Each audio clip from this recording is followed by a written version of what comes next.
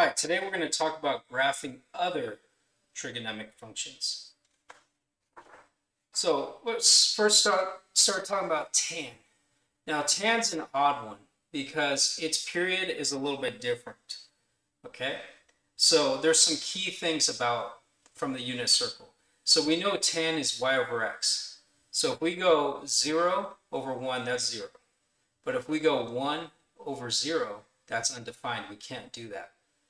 We can do 0 over -1, but we cannot do 0 over -1. So that's every 180 degrees. So this thing has a period of 180 degrees, or pi, if you will. Okay? And it has asymptotes at every pi over 2. So right here for this one, I'm going to go ahead and resketch it right here instead of using the graph. So if I use this one's going to be centered right here, but at pi over 2 and negative pi over 2, you're going to have asymptotes. And I'm only going to draw one period of it. And basically it's going to go like this. And then it repeats itself over and over and over again. Just over and over.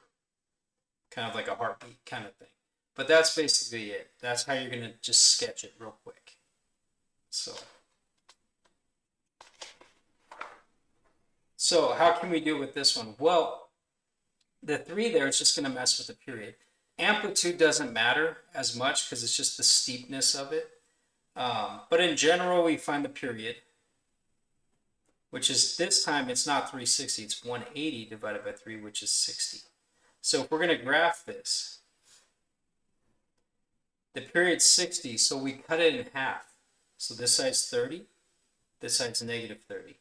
And those are your asymptotes. And then from there, you just go like that. Nothing more. And that's all I want. It's just a quick sketch like that. It's not as important to know how to graph things perfectly. Go ahead and try this problem.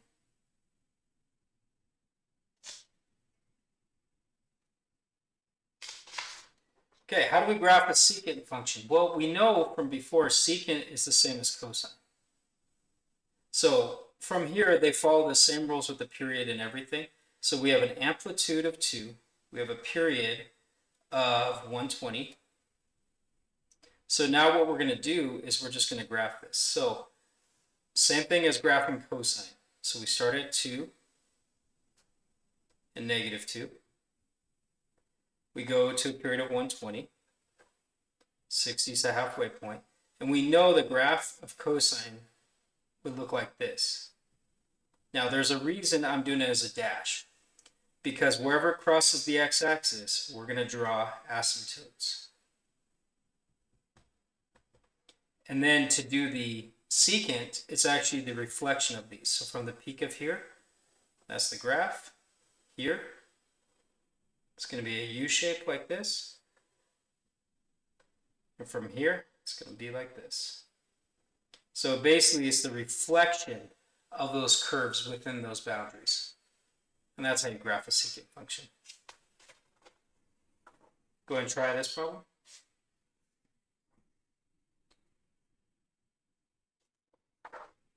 Last but not least, let's graph a cosecant function. Now, cosecant goes with sine. So we're going to graph just like a sine. So my amp is 3. My period is 90. Because 360 divided by 4 is 90.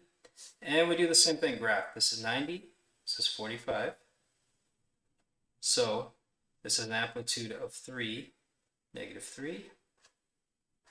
So we do the graph, normal graph of this one. And so that would be your sine graph. But to do the cosecant graph, wherever it crosses 0, we draw asymptotes. And now we just reflect it. So this pink one is the actual graph of cosecant.